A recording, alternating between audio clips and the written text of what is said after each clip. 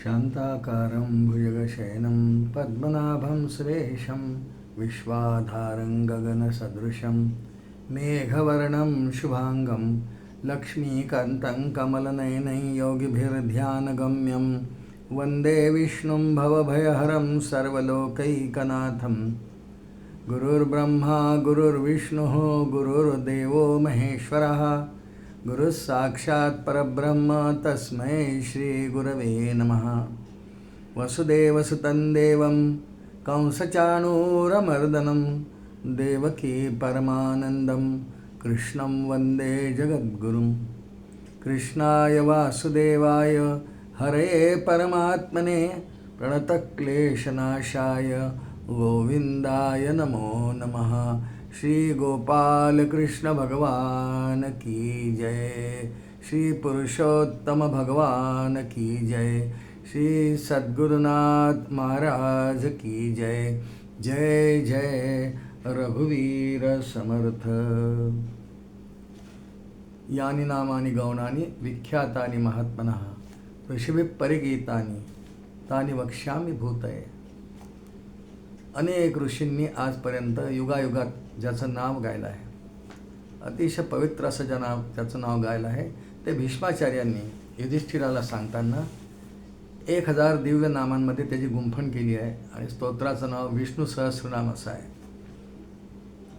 आपण क्रमाक्रमाने श्लोकानुसार त्याचं चिंतन करत आहोत. आज श्री विष्णू सहस्रनाम या दिव्य स्तोत्रातला आपल्याजवळ 27वा श्लोक आहे.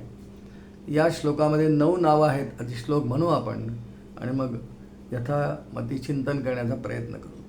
असंख्येय प्रमेयात्मा विशिष्टशिष्टकृच्छुचिः सिद्धार्थसिद्धसंकल्पस् सिद्धिदसिद्धिसाधनः.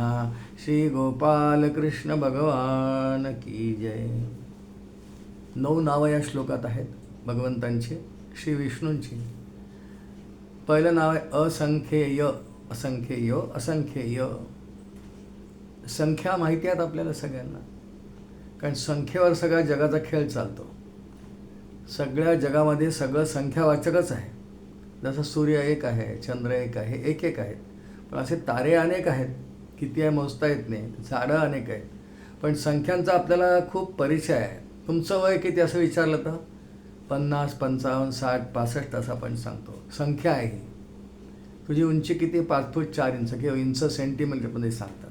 तुम्ही घरी दूध किती घेता? 2 लिटर. तुम्ही भाजी किती घेता रोज? 1 किलो 2 किलो काही भाज्या.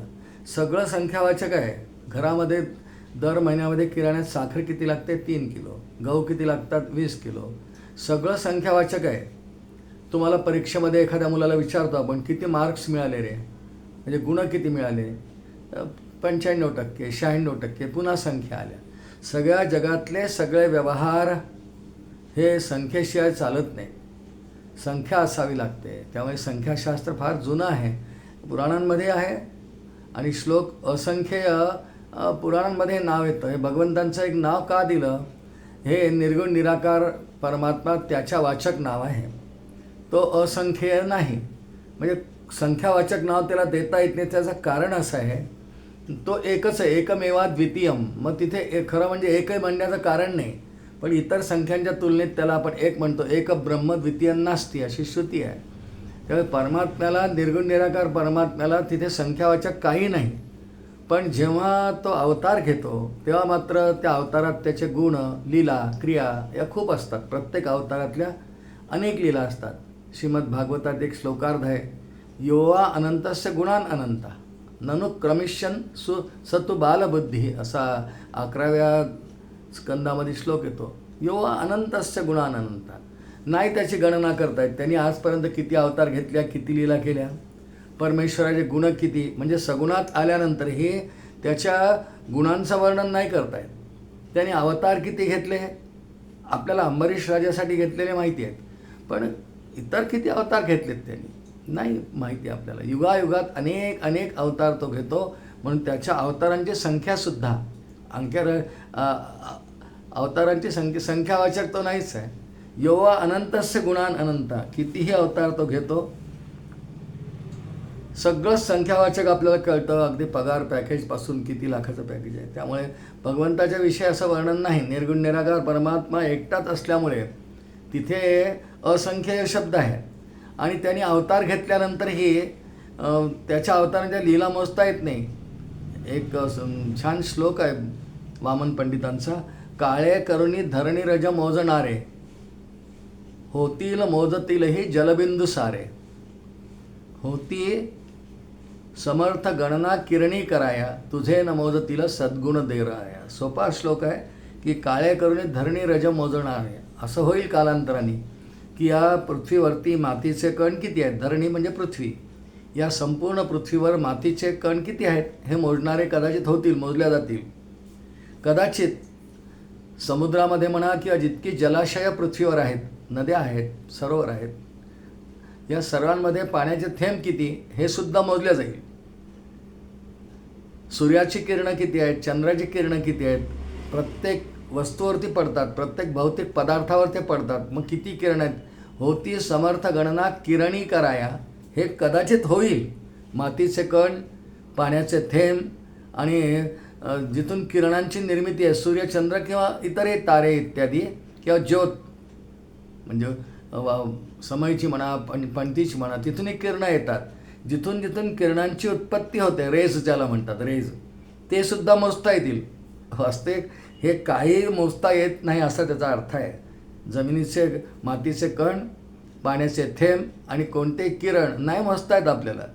बरं, एका ठिकाणी किरण निघतात का नाही, पुष्कळ ठिकाणाहून निघतात, मग इतके किरण कोण मोजेल. पण कदाचित हे होईल. होती समर्थ गणना किरणी कराया, असे होतील कदाचित. पण तुझे न मोजतील सद्गुण देवराया, पण तुझे सद्गुण काही मोजता येणार नाही. मोजता येणार नाही म्हणजे ते असंख्य तू आहेस म्हणून. म्हणजे निर्गुण निराकार परमात्मा असंख्य आहेस, कारण तो एकच आहे, ती संख्या चालत नाही. आणि अवतारामध्ये त्याच्या गुणलीला करताना इतक्या अवतार लीला आहेत, अनंत आहेत, की त्याही मोजणे शक्य नाही. म्हणजे खूप संख्या आहे म्हणून मोजता येत नाही, आणि संख्या नाहीच म्हणून मोजता येत नाही. दोन्ही अर्थांनी अर्थ दिलेला आहे. असंख्येय म्हणजेच एकमेवाद्वितीय, इतक्या अर्थांसह आज जो श्लोक आपल्यासमोर आहे, असंख्येय प्रमेयात्मा विशिष्ट शिष्टकृच्छचे, याचा चिंतन आहे. या दोन अर्थांसह चिंतन आहे. यानंतरचं नाव या श्लोकातलं अप्रमेयात्मा. प्रमेयात्मा म्हणजे याची तुलना कोणाशीच होत नाही. प्रत्यक्ष प्रमाणाने सुद्धा सिद्ध होत नाही, तुलनाच नाही. कारण याची तुलना दुसऱ्यांशी काय नाही, पुन्हा तेच. हा एकमेवाद्वितीय आहे. तुलनेला कमीत कमी दोन वस्तू किंवा दोन पदार्थ लागतात. जसं माझ्यासमोर दोन पुस्तकं ठेवली आहेत, एकाचा आकार लहान आहे, एकाचा मोठा आहे. मनाचा श्लोक एक दासबोध आहे. मग तुलना झाली की दासबोधाचा ग्रंथाचा आकार मोठा आहे की मनाच्या श्लोकाचा ग्रंथाचा आकार मोठा आहे. तुलनेला दोन कमीत कमी लागतात. चार असले तरी ठीक. आत्ता मी आंबे आणले, काही लहान आहेत, काही मोठे आहेत. मग हा आंबा छोटा असलेला कोणता आहे, हा दशेरी आहे. हा मोठा, हा हापूस आहे. हे तुलनेला दोन लागतात. अप्रमेय, प्रमेय करण्याकरता, तुलना करण्याकरता कमीत कमी दोन वस्तू लागतात. हा मुलगा खूपच उंच आहे हो, आणि तो फारच ठेंगणा आहे. मग उंच ठेंगणा हे शरीराचे गुणधर्म करतानाही दोन पदार्थ लागतात.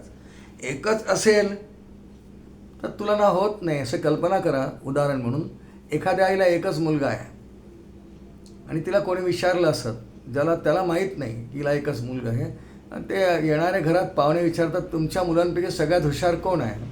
तिला हसू येतं. ती म्हणते, मला एकच मुलगा आहे. तेव्हा कोणता हुशार काय, कारण मला जर 2-3 मुलं असते तर मी म्हटलं असते या तिघांमध्ये हा हुशार आहे, हा गोरा आहे, हा फार खोडकर आहे, हा फार हसणारा आहे, हा फार बाहेर भटकणारा आहे. तो नाही भटकत, हा फार भटकणारा आहे, त्याच्या तुलनेत येतं. आणि म्हणून तुमच्या तीनही मुलांमध्ये हुशार कोण, खोडकर कोण, फिरणारा कोण, त्याला कोणाला मार्क, हे काही सांगता येत नाही. जोपर्यंत एकच आहे तेव्हा ती आई तुलना कोणाशी करेल. तिला तुलनेला दुसरा अपत्य नाही आहे ना. आणि म्हणून त्याच्यावरून आपण विचार करावा. अप्रमेय हे नाव भगवंतांचं निर्गुण निराकार वाचक आहे. याला दुसरा तुलनेला पदार्थ नाही. अप्रमेय परमात्मा आहे, त्याची शक्ती अनंत आहे, सगळं गुणही अनंत वगैरे वगैरे वगैरे. पण तो अप्रमेय मुळात त्याची कोणाशीही तुलना होऊ शकत नाही. माऊलीने ज्ञानेश्वरीत एक सुंदर ओवी लिहिली आहे पहा.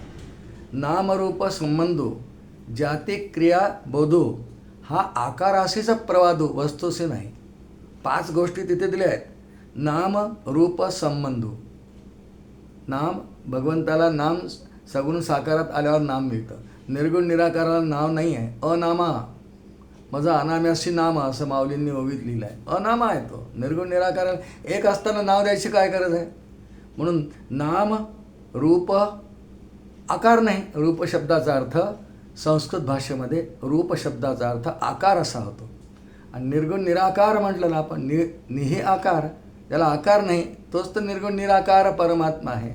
आणि म्हणून नाम रूप संबंध, संबंधासाठी पुन्हा दुसरी व्यक्ती लागते की हा माझा भाऊ आहे, हे माझे काका आहेत, हा माझा मुलगा आहे, हा माझा मित्र आहे, हा माझा शत्रू आहे. असं संबंधासाठी पुन्हा दुसरा पदार्थ लागतो. मग त्याच्याशी माझा संबंध मला जोडता येतो. किंवा हा माझा पेन आहे, संबंध, हे माझं घर आहे, ही माझी गाय आहे, ही माझी कार आहे. संबंधासाठी अजून एक पाहिजे. मग ती माझ्याशी तिचा काय संबंध आहे त्याला संबंध म्हणतात. तिचं आणि माझं काय नातं याला संबंध म्हणतात. आणि तो भगवंतांजवळ नाही आहे. निर्गुण निराकार एक ब्रह्म द्वितीय नास्ती, पुन्हा पुन्हा श्रुती म्हणतो आहे आपण. तर नाहीच आहे दुसरं कोणी. मग संबंध कोणाशी आहे. नाम रूप संबंधू. भगवान स्वतः म्हणतात, ज्ञानेश्वरीमधली ओवी आहे की नामरूप संबंधू जाती क्रियाबोधो. त्याला जाती नाही. काय जाती आहे परमात्म्याची. जाती शब्दाचा अर्थ गुणवाचक शब्द आहे. हुशार आहे, ठेंगणा आहे, मठ्ठा आहे, लंगडा आहे, आंधळा, काहीच नाही. जाती नाहीच आहे. त्याला कोणत्याही एका कॅटेगरीत तो नाहीच आहे. क्रिया, अक्रिय परमात्मा असल्यामुळे क्रिया नाही आहेत तिथे. आणि म्हणून हे सगळं नसल्यामुळे त्याची तुलना कोणाशी होऊ शकतच नाही. म्हणून माऊलींची जी ओवी आहे, नाम रूप संबंधो जाती क्रिया बोधू हा आकाराशीच प्रवादू वस्तूशी नाही. आणि इतक्या 5 गोष्टी परमात्म्याजवळ. हे नाव निर्गुण निराकार वाचक नाव आहे. आपल्याला कोणतं नाव कोणत्या वाचक आहे इतका जरी आपल्या स्मरणात राहिल्यानं तरी पुष्कळ फायदा होतो. न तर अप्रमेय परमात्मा म्हणताना तुलना होते ना. हा राम अवतार, हा कृष्ण अवतार, मग 2 झाले का नाही. मग कृष्ण अवतारामध्ये त्यांनी ह्या लीला केल्या. कृष्ण अवतारामध्ये बासरी आणि मोरपीस धारण केलं. राम अवतारात त्यांनी धनुष्य धारण केलं. अशी तुलना मग 2 अवतारांची का झाली. कारण अवतार घेतल्यानंतर मग भगवंत 2 झाले, 2 होतात, अनंत अवतार होतात. मग अशी आपण श्लोक पाहिला, योवा अनंतस्य गुणान अनंता, पुष्कळ अवतार होतात. आणि मग 2 अवतारांची खरं तुलना करू नये. सगळे विष्णूंचेच आहेत. पण व्यवहारात आपण बोलताना म्हणतो की रामाची मंदिरं खूप जास्त आहेत भारतामध्ये, कृष्णाची कमी आहे वगैरे अशी तुलना होते. ती का होते. कारण ते सगुणाच्या प्रांतात आल्यानंतर किंवा अवताराच्या प्रांतात आल्यानंतर किंवा मूर्तीच्या प्रांतात आल्यानंतर मग तुलना आहे. पण निर्गुण निराकार वाचक हे नाम असल्यामुळे आचार्याने वर्णन केलं आहे की त्याला तुलनेला दुसरा पदार्थच नाही, अप्रमेय आहे तो. आणि म्हणून दुसरं नाव या श्लोकातलं अप्रमेयात्मा असं आहे. 2 नावांचा विचार आत्तापर्यंत आपण केला. असंख्येय प्रमेयात अप्रमेयात्मा, अप्रमेय परमात्मा. तुलना ज्याची कोणाशी होऊ शकत नाही. कारण तुलनेला 2 लागतात, द्वैत लागतं आणि तिथे 2 नाहीत. म्हणून अप्रमेय परमात्मा आहे. तिसरं नाव या श्लोकातलं आहे विशिष्ट. हा विशिष्ट सर्वांहून जो एखादा वेगळंपणा असतं ज्याचं, त्याला विशिष्ट गोष्ट असं म्हणतात. जसं सगळ्या आंब्यांच्या जाती जितक्या आहेत त्या सर्वांपेक्षा हापूस आंबा फार वेगळा आहे का नाही. सध्या आंब्यांचे दिवस आहेत म्हणून आंबा आठवतो सध्या. सगळ्या जाती आंब्यांच्यापेक्षा हापूस वेगळा आहे म्हणून त्याचा विशिष्टपणा आहे. हापूसची चव, आकार, त्याचा स्वाद हे फार वेगळा विशिष्ट आहे. त्याची तुलना किंवा तसा रस, तसा स्वाद, इतकी भरपूर त्याची क्वांटिटी इतकी सगळ्या आंब्यांमध्ये नसते तुलनेने. म्हणून हापूसचं वैशिष्ट्य आहे. असं तर खरं म्हणजे कोणत्याही गोष्टीचं वैशिष्ट्यच असतं.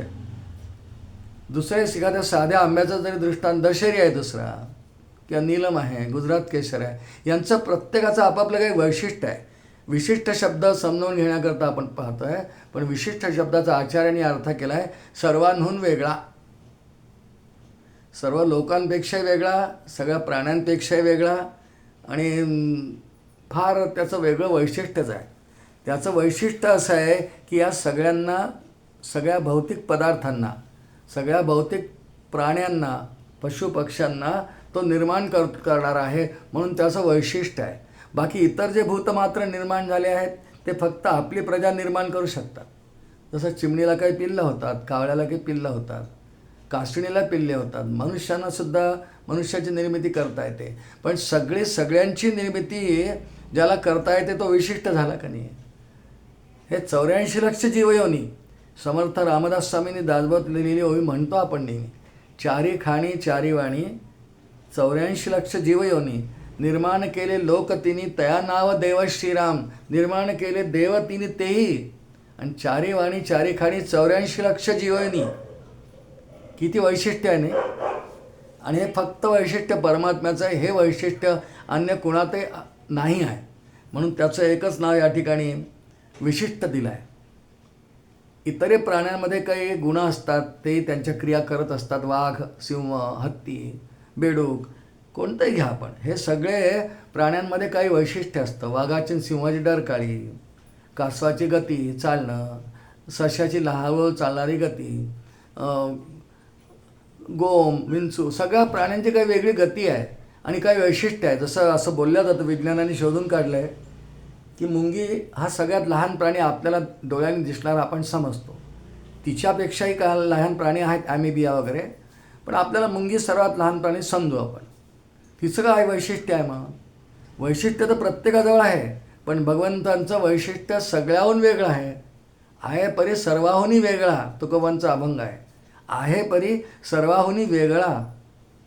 मुंगीचं काय वैशिष्ट्य आहे? मुंगी तिच्या वजनाच्या 60 पट वजन ढकलू शकते, असं वर्णन आहे. हे तिचं तेवढं वैशिष्ट्य आहे.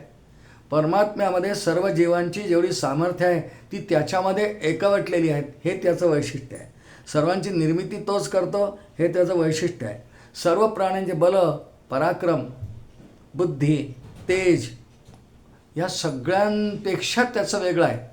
कारण या सगळ्यांना बलबुद्धी, पराक्रम, तेज, वय हे सगळं परमात्म्याने प्रदान केलेलं आहे. आणि त्याच्याजवळ सगळ्यांसह वेगळं काहीतरी आहे. सृष्टीची उत्पत्तीलाच कारण तो आहे, त्याला आदिकारण म्हणतात. त्याच्यातून सृष्टी निर्माण झाली.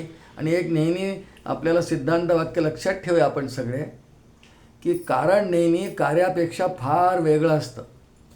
कारणापासून कार्याची निर्मिती होते आणि कार्याचे सगळे गुण कार्यात असतातच. इतकं विविध कार्य आहे. सर्वभूतादिवासंयत भूतेष्वपि च वसत्यपि सर्वभूतादिवासंयत. सर्व भूतांमध्ये जो अंशमात्राने आहे तत्सृष्ट्वा तदनुप्राविशत, हे त्याचं वैशिष्ट्य आहे. हे वैशिष्ट्य अन्य कुणाचंही नाही. कोणीही निर्माता आपण निर्माण केलेल्या वस्तूमध्ये प्रवेश नाही करू शकत.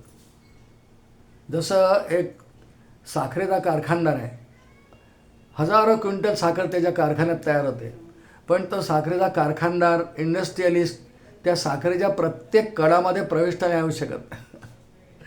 परमात्मा त्यापेक्षा वेगळा आहे. जितके सायंटिस्ट, जितके वैज्ञानिक, जितके कारखानदार, जितके राजकारणी, जितके सामान्य माणसं, जितके टीचर, जितके डॉक्टर्स, जितके इंजिनियर्स, यांच्यामध्ये प्रत्येकात काही गुण आहे ना, पण या सगळ्यांपेक्षा परमात्मा वेगळा आहे. या सर्वांना सामर्थ्य त्यांनीच दिलेलं आहे, पण शेवटी या सर्वांपेक्षा अत्यंत वेगळा आहे. भगवंतांच्या अत्यंत वेगळेपणाचं उदाहरण म्हणून नरसिंह अवताराचं उदाहरण आपल्याला लक्षात घेता येईल. किती वेगळा हो. ज्या ज्या अटी हिरण्यकश्यपूने ब्रह्मदेवांना सांगितल्या, ते म्हणाले, तो आधी म्हणाला अमर कर, तर ब्रह्माजी म्हणाले अमर नाही करतायत. यस सृष्टम यदृष्टम तर नष्टम श्रुती आहे. तू पृथ्वी तलावर जन्माला आला आहेस, मृत्यूलोक आहे हा, तुला मरण तर येईल, फक्त कोळापासून नको तू माग. त्यांनी मागितलं, आत नको, बाहेर नको, दिवसा नको, रात्री नको, अस्त्रांनी नको, शस्त्रांनी नको, प्राणी नाही, अप्राणी नाही, पशु नाही, पक्षी नाही, सगळ्या अटी मागितल्या. तरीसुद्धा भगवंतांनी सगळ्या अटी, ब्रह्मदेवांनी त्याला वर देताना सांगितलेल्या अटी सगळ्या पाळून एक नरसिंह नावाचा अवतार घेतला का नाही. वैशाख शुद्ध चतुर्दशीला वेगळा अवतार आहे की नाही. आजपर्यंत भगवंतांनी निर्माण केलेला प्राणी नाही, अप्राणी नाही, अर्धा मनुष्य अर्धा सिंह असा आला की नाही. किती वैशिष्ट्य आहे त्याचं. म्हणून भगवंतांचं एक नाव विशिष्ट त्यांना आचार्यांनी नरसिंह अवताराचाच उल्लेख केला आहे. अशी विशिष्ट योनी धारण करणारा, विशिष्ट अवतार धारण करणारा हे परमात्मा आहे. म्हणून त्याचं एक नाव विशिष्ट असं या श्लोकामध्ये आहे. शिष्टकृत. शिष्ट शब्दाचा व्यवहारात खूप अर्थ वाईट होतो, चांगला होत नाही. आपण म्हणतो तो बसला आणि तिथे एक तो माणूस फार शिष्ट आहे. हो, शिस्त म्हणजे वाईट आहे, मूर्ख आहे, सगळ्यांमध्ये मिसळत नाही, दुसऱ्यांना अपशब्द बोलतो, स्वतःला खूप मोठा समजतो, उगीच आपल्या घराचा तक्क्याला असा नाही. तो अतिशय शिष्ट आहे, बडाई मानणारा आहे, एकेखोर आहे, स्वतःला मोठा समजणारा आहे, अत्यंत अहंकारी आहे. इतक्या अर्थांनी आपण त्याला शिष्ट असं म्हणतो. पण शिष्ट शब्दाचा खरा असा अर्थ नाही आहे शास्त्रामध्ये. शिष्ट म्हणजे आचार्यांनी अर्थ केला आहे शासन करणारा. आणि जे अशिष्ट आहेत, ज्यांना शिष्टपणा म्हणजे शहाणपणा, बुद्धी, चातुर्य अशाने युक्त असलेला शिष्ट असतो आहे. म्हणून बघा, शिष्टमंडळ असतं आहे नेहमी. आपल्याला शब्द माहिती आहे की पंतप्रधानांना भेटायला या पक्षाचं शिष्टमंडळ गेलं. म्हणजे हुशार, चतुर. राजकारणातला जर विषय केला तर अत्यंत राजकारणात वर्षानुवर्ष कार्य करणारे विरोधक असले तरी, पण त्यांच्यातही काही हुशार, जाणकार, खूप वर्ष त्या गोष्टीत रमलेले असे असतात पुढारी. तर यांचं सगळ्यांचं शिष्टमंडळ भेटायला जातं. काही अर्थाची समस्या असेल, म्हणजे अर्थकारणाची असेल पैशाच्या दृष्टीने, तर त्या देशाच्या अर्थमंत्र्यांना भेटायला शिष्टमंडळ जातं. का हो, महागाई किती वाढली आहे, पेट्रोल किती महाग झालं आहे,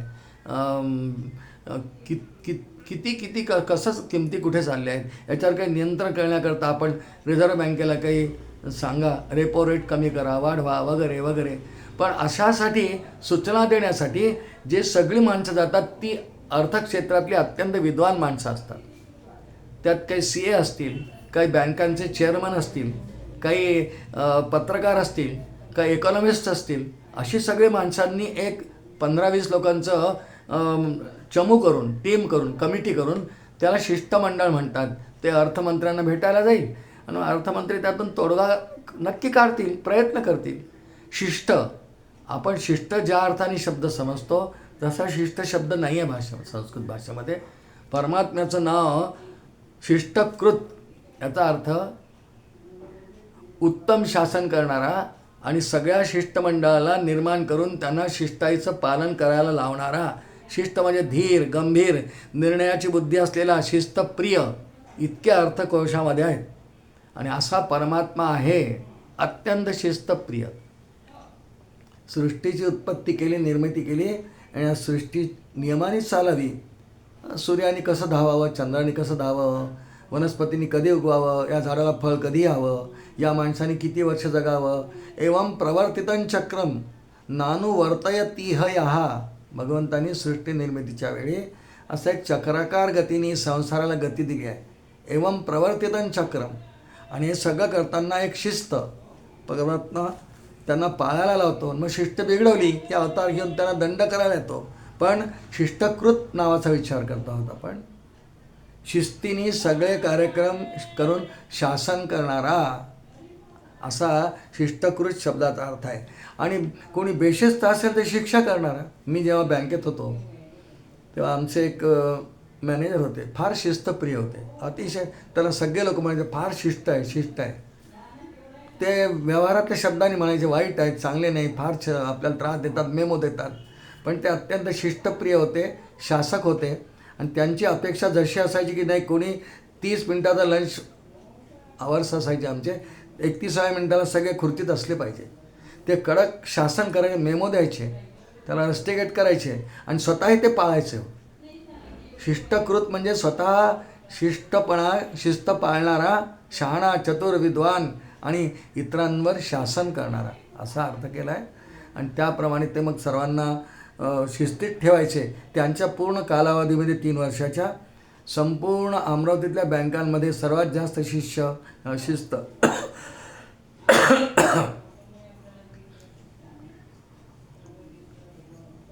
आमच्याच ब्रँचमध्ये होती. असं सगळ्या बँका म्हणायच्या की फार शिस्तप्रिय मॅनेजर आहे, शिष्ट आहे. शिस्त म्हणायचे, पण इतरांवर शासन करणारा, शिस्त लावून देणारा चतुराईने. म्हणून त्याचं एक नाव शिष्टकृत असं या ठिकाणी केलेलं आहे. शुची, या अर्थाचे काही शब्द सुरुवातीला येऊन गेलेत. शुची म्हणजे पवित्रपणा, शौच, शुची, पवित्रपणा.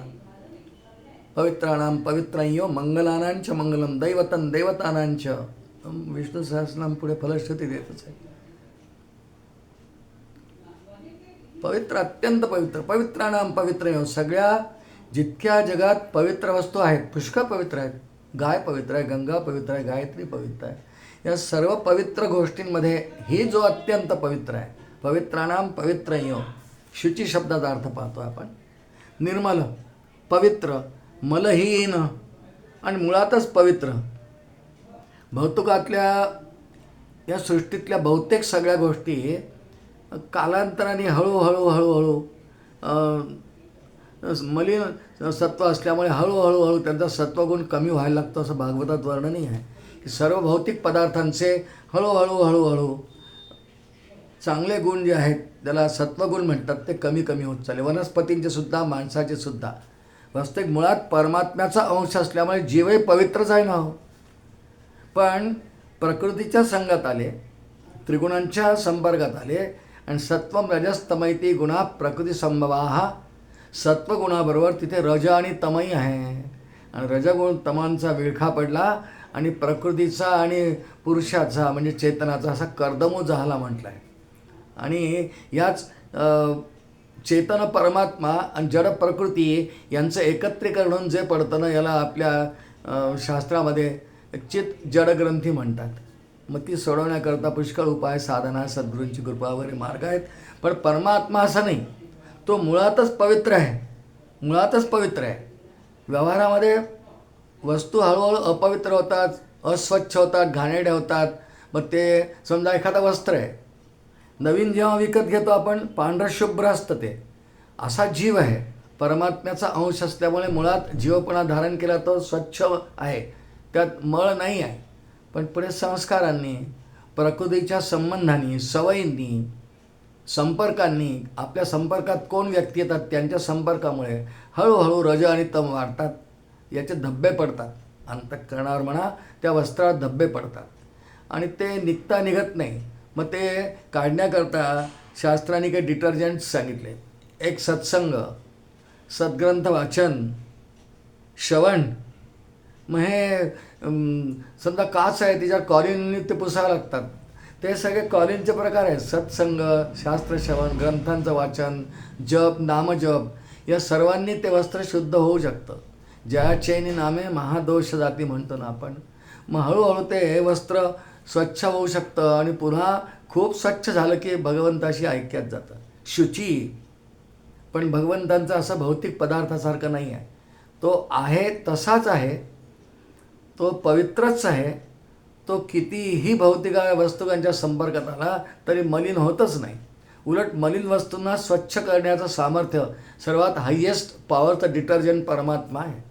म्हणजे भौतिकातला डागबीग घालवण्याकरता नाही, पण अंतःकरणावर जे धब्बे पडतात, रजतमांच्या वृत्तीं उफाळल्यामुळे जे धब्बे पडतात, मलिन होऊन जातं, वाईट सवयी लागतात, कामक्रोधादी विकार येतात, हे सगळे अंतःकरणात येण्याला कारण रजतम असतं. काम एष क्रोध एष रजोगुण समुद्भवा भगवान म्हणतात. आणि या सर्वांनाही स्वच्छ करण्याचं कार्य जो पवित्र पदार्थ, अत्यंत स्वच्छ पदार्थ, निर्मल पदार्थ, तो परमात्मा आहे.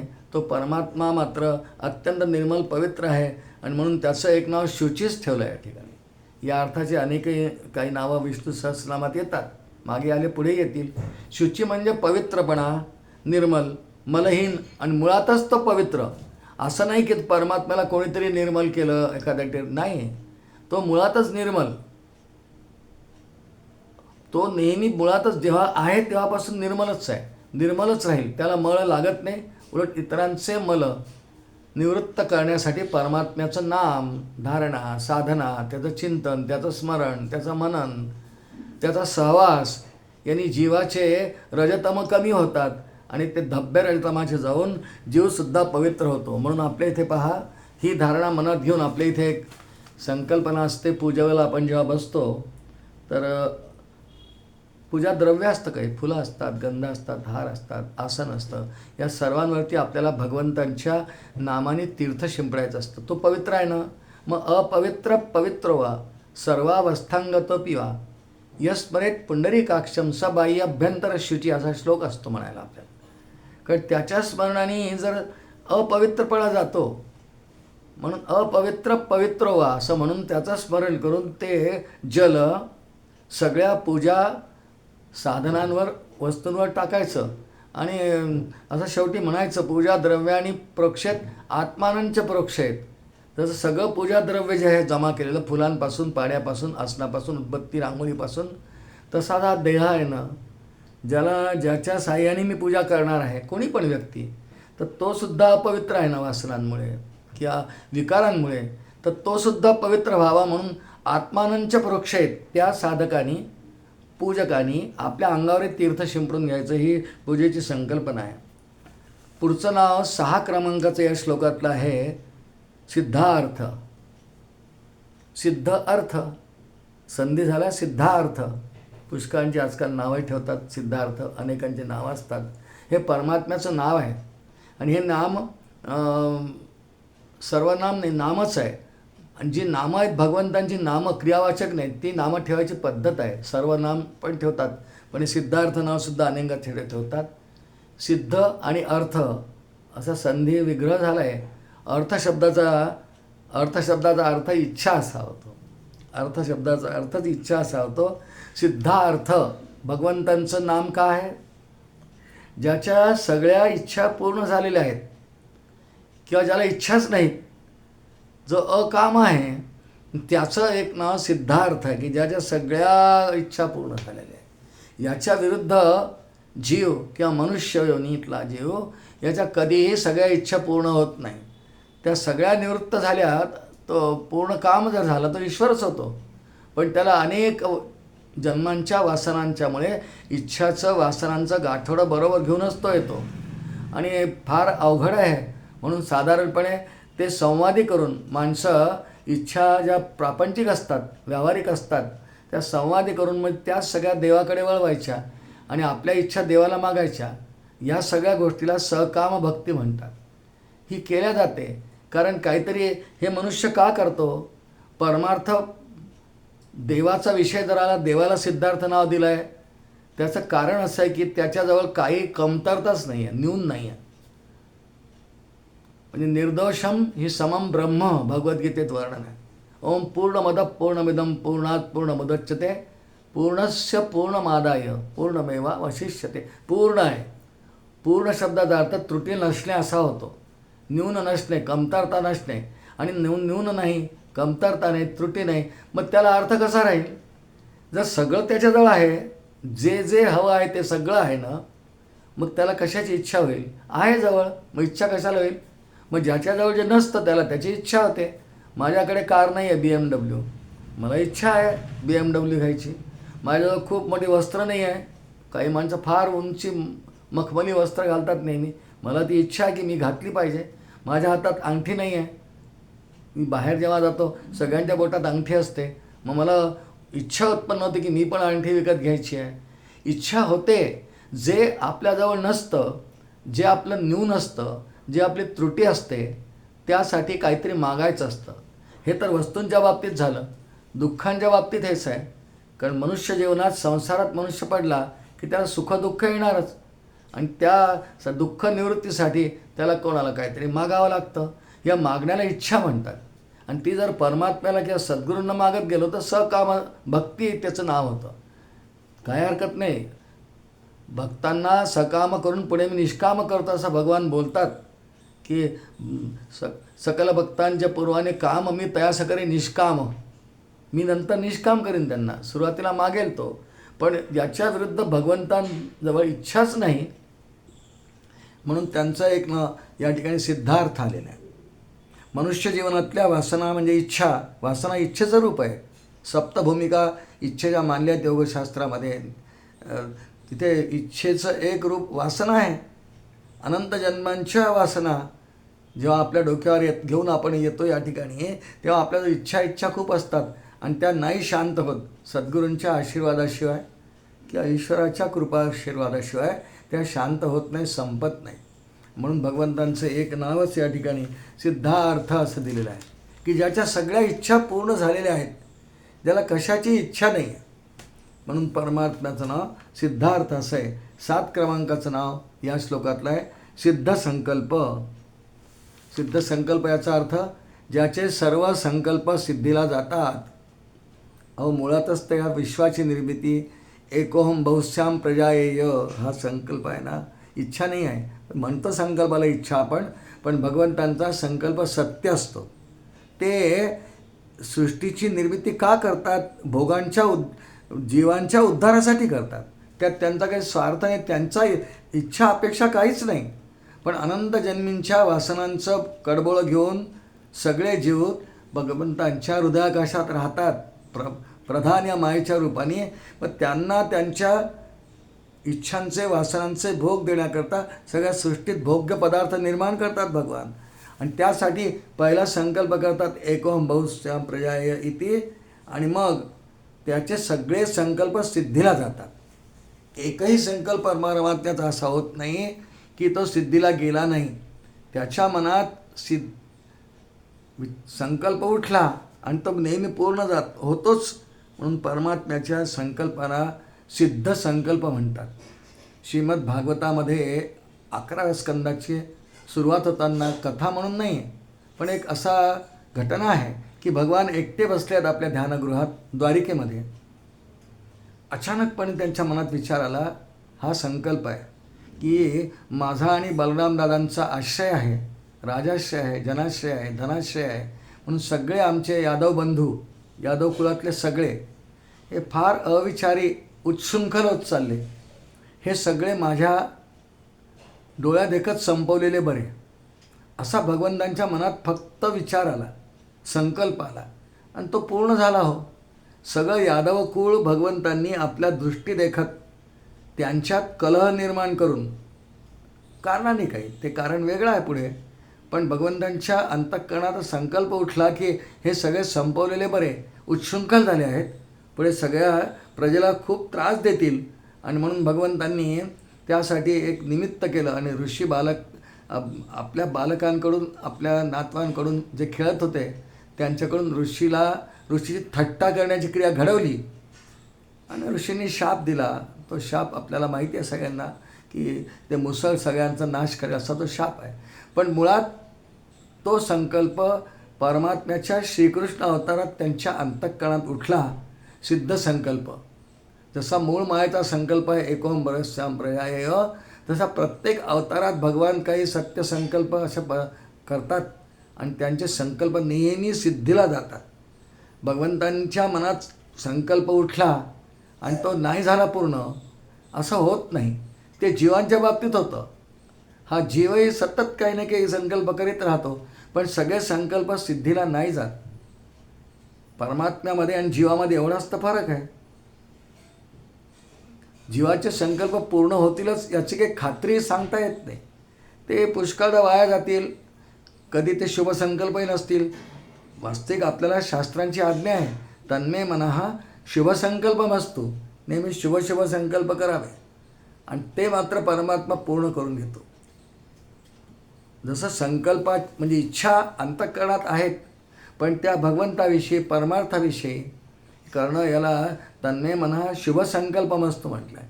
जसं मला खूप वाचनाची आवड आहे, बरोबर आहे, ती इच्छाच आहे, म्हणून 10 पुस्तकं विकत घे, 15 पुस्तकं विकत घे, विविध विषयांचं घे.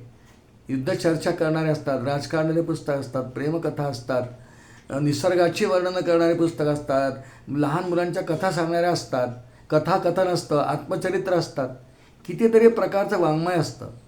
आणि हे सगळं वाचन ललित वाङ्मय त्याला म्हणतात. हे वाचनाची आवड असते पुष्कळ, ही आवड असते पुष्कळ वेळा, पुष्कळ नसते. म्हणजे इच्छा आहेच, फक्त तिला वळवून परमार्थाकडे, देवाकडे, सद्गुरूंच्याकडे, चिंतनाकडे लावायचं की मी सद्गुरूंचं चरित्र वाचेन, या 4 महिन्यामध्ये अध्यात्म रामायण वाचेन किंवा दासबोध वाचेन, ज्ञानेश्वरी वाचेन, असं फक्त बदलायचं. आपल्या वृत्तींची जी आवड इच्छा रूपाने प्रगट होते भौतिक पदार्थांविषयी, ती फक्त वळवून भगवंतांकडे नेणं याला संवादीकरण म्हणतात. इच्छा तेच रूप फक्त संवादी करायची आणि परमार्थाप्रित्यर्थ, देवप्रित्यर्थ ती क्रिया करायची, आणि मग ती परमात्म्याच्या कृपेने पूर्ण होते. ती कोणाच्या मनाने होणार नाही, पण ती परमात्म्याच्या कृपेने पूर्ण होते. यमय वेश वृणते तस्य लभ्यस तस्यैष आत्मा वृणते तनुस्वाम अशी कठश्रुती आहे.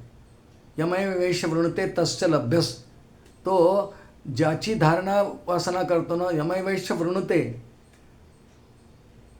तो ज्याला शरण जाऊन हे सगळं करण्याचा प्रयत्न करतो, तस्यैष आत्मा, त्याचा आत्मा विवृणते तनुस्वाम, त्याचा आत्मा त्याच्यावर प्रसन्न होऊन त्याच्या इच्छा पूर्ण करून घेतो. संवादी केल्यानंतरची गोष्ट आहे.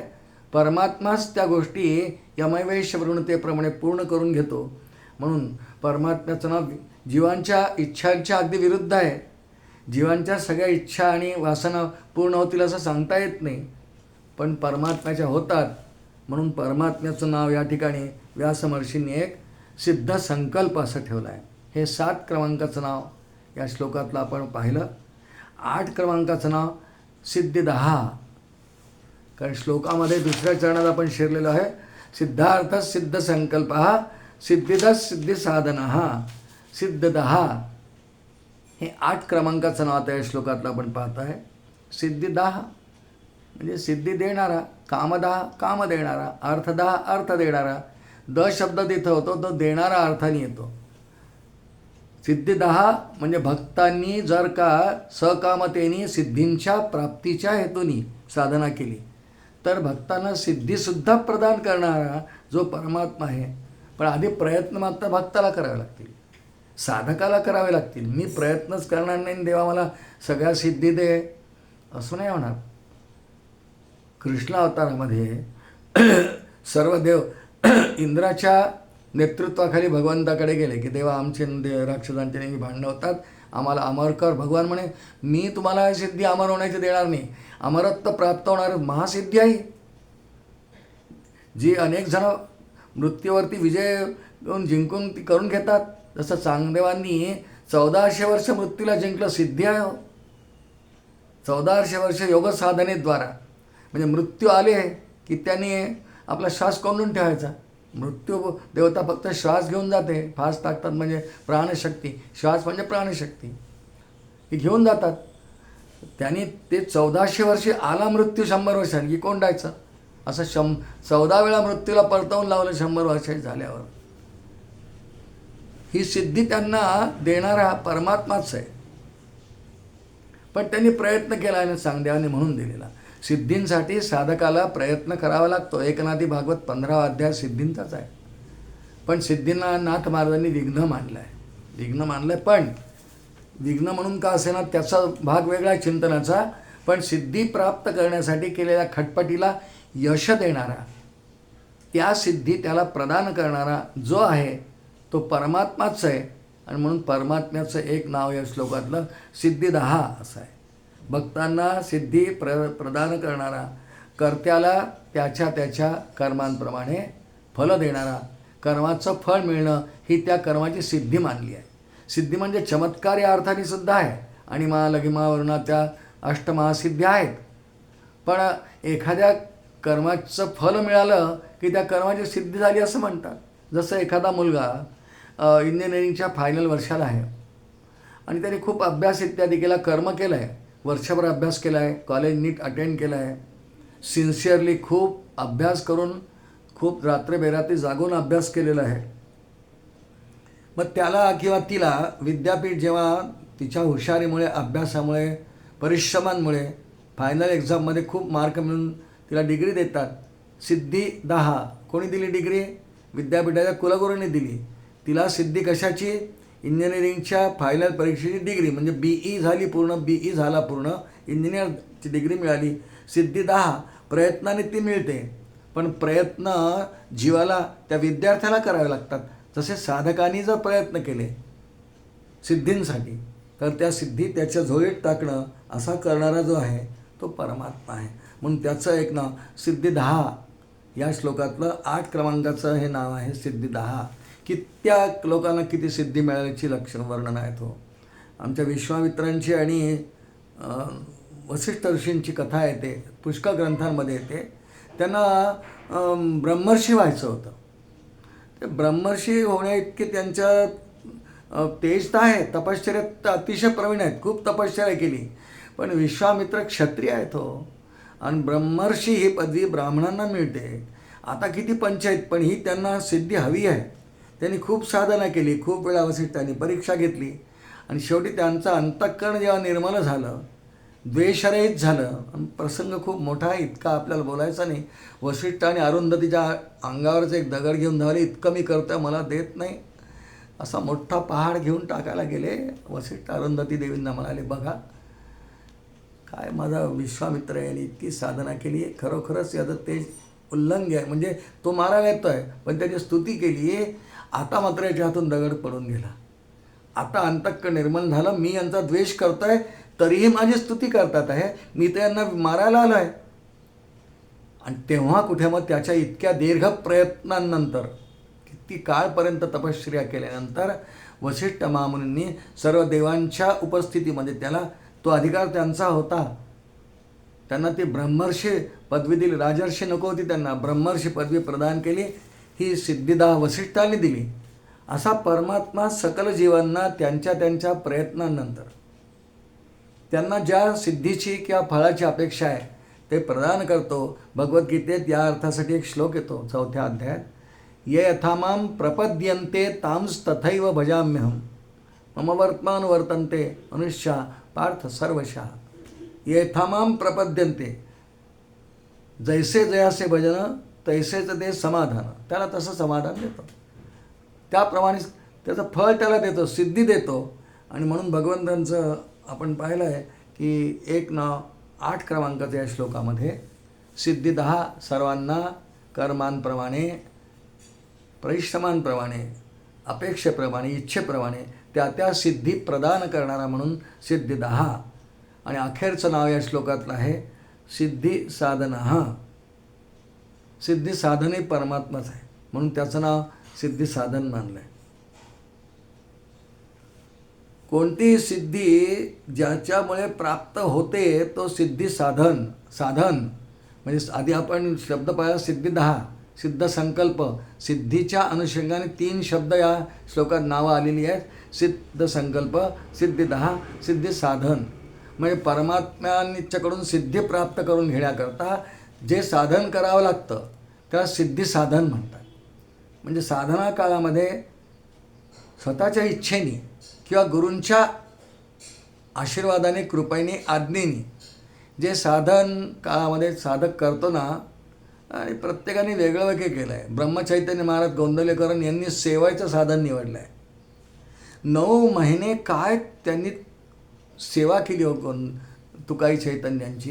येहळगावला प्रसंग चरित्रात खूप आहे. खूप प्रकारच्या परीक्षा घेतल्या. त्यांना अक्षरशः त्यांच्या शरीराला खूप त्रास दिला, छळलं, परीक्षा घेतली.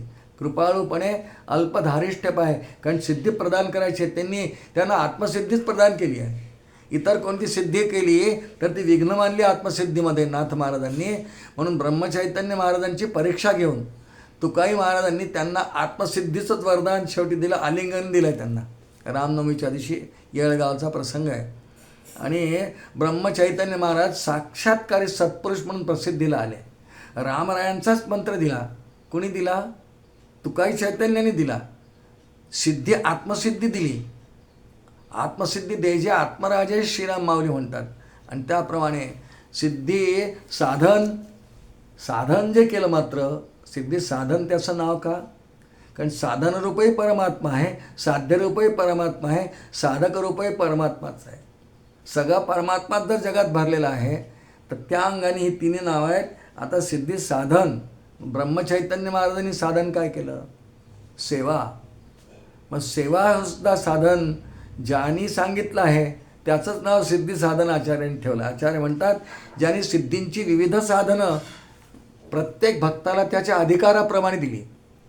ध्रुवाचं चरित्र जर आपण लक्षात आलं तर परमात्म्याने नारदांच्या माध्यमातून, नारदांच्या थ्रू ध्रुवाला मंत्र दिला, जो श्रीमद भागवताचा महामंत्र आहे, ओम नमो भगवते वासुदेवाय. माहिती आहे सर्वांना.